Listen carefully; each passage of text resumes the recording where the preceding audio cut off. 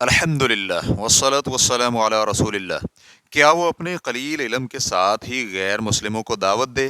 سوال کیا گیا ہے کیا اسلام کا تھوڑا بہت علم رکھنے والے شخص کے لیے جائز ہے کہ وہ غیر مسلموں کو اسلام کی دعوت دے اور انہیں اسلام کے بنیادی ارکان کی شرح کر کے بتلائے؟ مثلاً ارکان خمسہ، اللہ اور اس کے رسول صلی اللہ علیہ وآلہ وسلم پر ایمان، نماز، روزہ، حج، زکوٰۃ، اور انہیں علم کے مصادر کی رہنمائی کرے، یا کہ یہ عدل و انصاف نہیں کہ میں انہیں صرف اسلام کی بنیادی چیزیں بیان کر کے چھوڑ دوں؟ الجواب بعون اللہ سبحانہ و تعالی، مطلقاً آپ پر کوئی حرج نہیں کہ آپ اللہ کے دین کا جتنا علم رکھتے ہیں اسے آگے پہنچائیں، لیکن یہاں پر ایک شرط ہے کہ آپ کو اس میں یقین ہونا چاہیے کہ آپ کو جتنا بھی علم ہے وہ صحیح ہے۔ مثلاً آپ نے جو اجمالی طور پر اسلام کے 5 ارکان ذکر کیے ہیں، اور اسی طرح ایمان کے ارکان بھی غیر مسلموں کو بتائے جائیں، بلکہ ہو سکتا ہے کہ اس کی تبلیغ تو آپ پر واجب اور ضروری ہو۔ اللہ سبحانہ و تعالیٰ کا فرمان ہے وَلْتَكُن مِّنكُمْ أُمَّةٌ يَدْعُونَ إِلَى الْخَيْرِ وَيَأْمُرُونَ بِالْمَعْرُوفِ وَيَنْهَوْنَ عَنِ الْمُنكَرِ وَأُولَٰئِكَ هُمُ الْمُفْلِحُونَ۔ تم میں سے ایک جماعت ایسی ہونی چاہیے جو بھلائی کی طرف بلائے اور نیک کام کا حکم دے اور برے کاموں سے روکے، اور یہی وہ لوگ ہیں جنہیں کامیابی نصیب ہوگی اور نجات پانے والے ہوں گے۔ سورہ آل عمران آیت نمبر 104۔ اور صحیح بخاری میں نبی علیہ الصلوۃ والسلام کا ارشاد ہے، میری طرف سے لوگوں کو دعوت و تبلیغ کرو اگرچہ ایک آیت ہی کیوں نہ ہو۔ ریفرنس کے لیے دیکھیے صحیح بخاری۔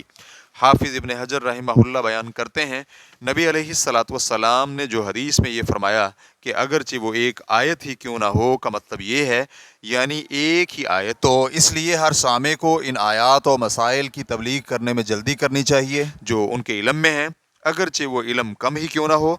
دیکھیں بعض صحابہ اکرام اپنے قبیلوں کو دعوت اسلام دینے کے لیے نکلے تو ان کے پاس بہت ہی قلیل مقدار میں علم تھا جو انہوں نے نبی علیہ الصلوۃ والسلام کی مجالس میں بہت ہی کم مدت بیٹھ کر حاصل کیا، لیکن ان کا وہ علم قلیل مقدار میں ہونے کے باوجود صحیح اور یقینی تھا، اسی لیے اس میں برکت ہوئی، اور ان کے اخلاص کی وجہ سے اللہ سبحانہ و تعالی نے انہیں اس میں نفع بھی عطا فرمایا۔ دیکھیں طفیل بن عمر الدوسی رضی اللہ عنہ مکہ مکرمہ سے اپنے قبیلہ دوس میں صرف محدود علم لے کر گئے، اور پھر جب وہ دوبارہ نبی کریم صلی اللہ علیہ وآلہ وسلم کے پاس مدینہ تشریف لائے تو ان کے ساتھ دوس قبیلہ کے 80 گھرانے تھے جو سب کے سب مسلمان ہو چکے تھے، اور ان میں نبی علیہ الصلوۃ والسلام کے عظیم صحابی ابو ہریرہ رضی اللہ عنہ بھی شامل تھے۔ ہمارے مسلمان بھائی، آپ کے علم میں یہ بات رہنی چاہیے کہ بعض کفار کسی چھوٹے سے سبب اور بہت ہی مختصر سی کلام کو سن کر ہی مسلمان ہو جاتے ہیں، تو آپ یہ خیال نہ کریں کہ آپ کے پاس جو علم ہے وہ بہت کم ہے، اس کے ذریعے کفار کو تبلیغ نہیں کی جا سکتی۔